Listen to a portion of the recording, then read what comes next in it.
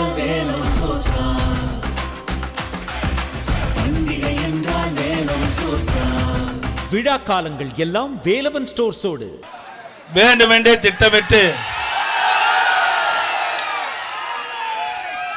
தெய்வ பிறவியாக விளங்கிக் கொண்டிருக்கின்ற பொன்மனச்சம்பல் புரட்சி தலைவர் எம்ஜிஆர் அவர்களை அவதூறாக இழிவாக பேசிய வாய்க்கொழுப்பு பிடித்த பித்தம் தலைக்கு ஏறி உளறிய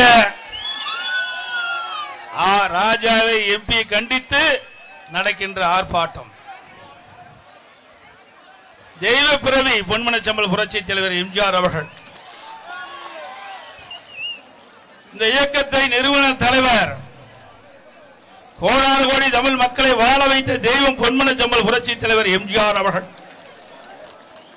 இன்றைய தினம் 2 கோடி தொண்டன் இருக்கிறார் என்று சொன்னால் அது பொன்மனச்சம்பல் புரட்சி தலைவர் தோற்றுவித்த இயக்கத்தினால் 2 கோடி தொண்டர்கள் இருந்து கொண்டிருக்கின்றோம்.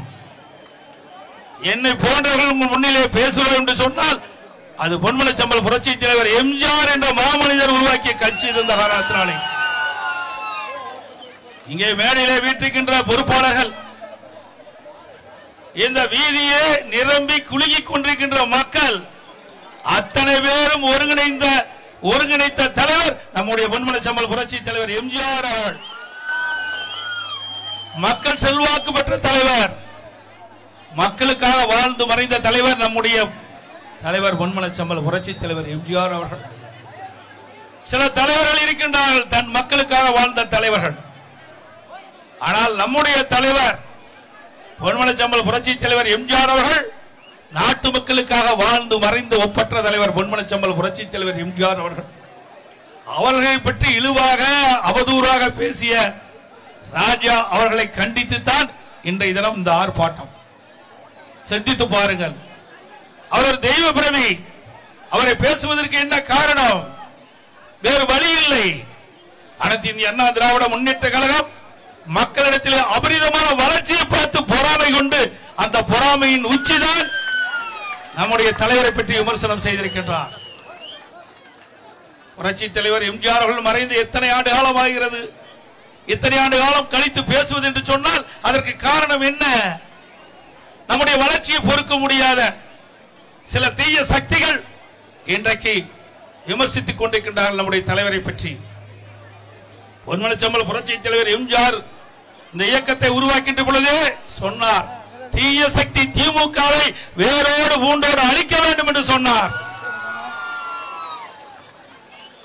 அவர் சொன்னது இன்றைக்கு நிஜமாகிக் கொண்டிருக்கின்றது. இப்படிப்பட்டவர்கள் நாட்டிலிருந்து அகற்றப்பட வேண்டும். புரட்சி தலைவர் எம்ஜிஆருடைய அனுதாபி பயில்வான் ரங்கநாதன் அவர்கள் வலைதளங்களிலே பேசியிருப்பார், நீங்கள் கேட்டிருப்பீர்கள். ஒரு பொன்மனச்சம்பல் புரட்சி தலைவர் எம்ஜிஆருடைய அனுதாபியே அந்த அளவுக்கு பேசுகிறார் என்று சொன்னால் பொன்மனச்சம்பல் புரட்சி தலைவர் உருவாக்கிய தொண்டன் எந்த அளவுக்கு மனம் காயப்பட்டிருக்கும் என்பதை எண்ணி பார்க்க வேண்டும். பொன்மனச்சம்பல் புரட்சி தலைவர் எம்ஜிஆருடைய தொண்டன் என்ற முறையிலே நான் உங்களிடத்திலே நான் பேசிக் கொண்டிருக்கின்றேன். கோடானு கோடி தொண்டர் மத்தியிலே நம்முடைய எதிர்ப்பை வெளிப்படுத்திக் கொண்டிருக்கின்றோம். திட்டமிட்டு பேசுகின்ற திரு ராஜா, நாவடக்கம் தேவை, வீட்டுக்கு அடங்காத பிள்ளை ஊருக்கு அடங்கும் என்று சொல்லுவார்கள். மக்கள் வெகுண்டு இருந்தால் இந்த ராஜா தாக்கு பிடிக்க முடியுமா? 2 கோடி தொண்டர்கள் இருக்கின்றார்கள் அனைத்து இந்திய அண்ணா திராவிட முன்னேற்ற கழகத்தில் சிப்பாய்களை போல. இளைஞர் பட்டாளங்கள், இளம்பெண்கள் பட்டாளங்கள், மகளிர் சொந்தங்கள், சகோதரிகள் வெகுண்டெழுந்தால் இந்த ராஜா தாக்கு பிடிப்பாரா? சிந்தித்து பார்க்க வேண்டும். பொன்மனச்சம்பல் புரட்சி தலைவர் எம்ஜிஆர் வாழ்கின்ற பொழுது அனைவரையும் வாழ வைத்த பெருமை நம்முடைய தலைவரை சாரும். திரு கருணாநிதி குடும்பம் கடனில் தத்தளித்துக் கொண்டிருந்தது. அந்த கடனை அடைக்க வேண்டும் என்று பொன்மனச்சம்பல் புரட்சி தலைவர் எம்ஜிஆர் இடத்திலே கோரிக்கை வைத்தார்கள். பொன்மனச்சம்பல் புரட்சி தலைவர் எம்ஜிஆர் அந்த கோரிக்கையை ஏற்று திரு கருணாநிதி அவருடைய மருமகன் மாறனின் மூலமாக எங்கள் தங்கம் என்ற படத்தை தயாரித்தார்கள். அந்த படத்திலே நம்முடைய இதயம் புரட்சி தலைவர் எம்ஜிஆர் அவர்களும் இதயம் புரட்சி தலைவி அம்மா அவர்களும் சம்பளம் வாங்காமல் நடித்து கொடுத்து திரு கருணாநிதி குடும்பத்தை காப்பாற்றிய தலைவர்கள் நம்முடைய தலைவர்கள். இந்த வரலாறு கூட தெரியாததா ராஜா தான் இந்த ராஜா. ராஜா என்று சொன்னாலே அசிங்கமா இருக்குது.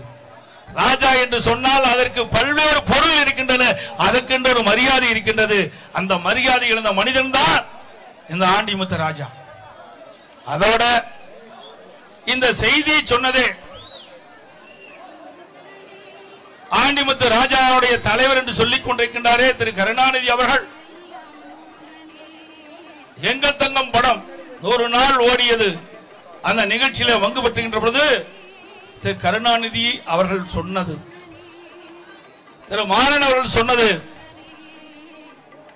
எங்கள் தங்கம் படத்தை பொன்மனச்சம்பல் புரட்சி தலைவர் எம்ஜிஆர் அவர்களும் இதயம் புரட்சி தலைவி அம்மா அவர்களும் நடித்து கொடுத்த காரணத்தினால் இந்த கடனில் இருந்து தப்பித்தோம் என்று அவர்கள் சொன்ன வார்த்தை என்பதை நினைவுபடுத்த கடமைப்பட்டிருக்கின்றேன். இந்த செய்தி திமுகவுடைய அங்கீகரிக்கப்பட்ட முரசலின் நாளில் வந்திருக்கின்றது. ஆகவே எங்களுடைய தலைவர்கள் எதிரியும் வாழ வைத்தவர்கள் என்பதை நினைவு கூற கடமைப்பட்டிருக்கின்றேன்.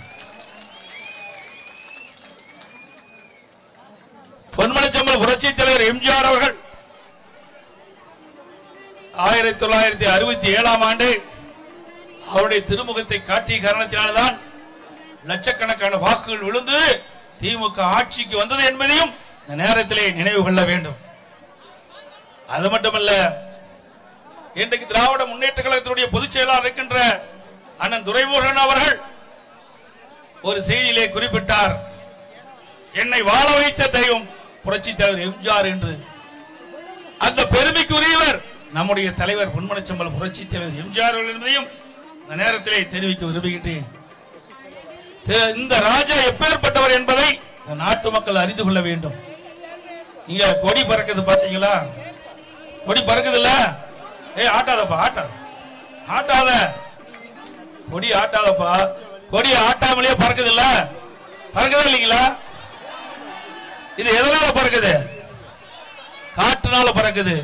கண்ணுக்கு தெரியாத காற்று, கண்ணுக்கு தெரியாத காற்றிலும் ஊழல் செய்த ராஜா தான் இந்த ராஜா.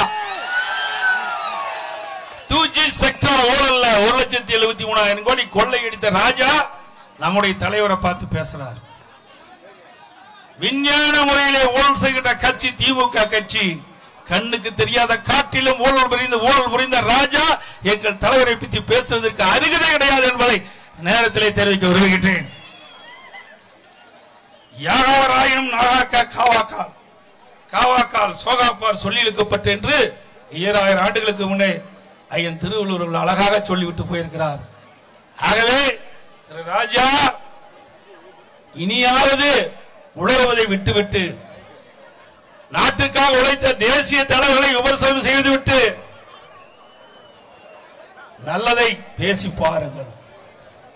நீங்கள் பேசாவிட்டால் மக்கள் உங்களை பேச வைப்பார்கள், உங்களை திருத்துவார்கள். நீங்களா பார்த்து திருந்திக் கொள்ள வேண்டும். திருந்திக் கொள்ளாவிட்டால் அதை திருத்துகின்ற நிலையிலே நீங்கள் தள்ளப்படுவீர்கள் என்பதை நீங்கள் எண்ணி பார்க்க வேண்டும்.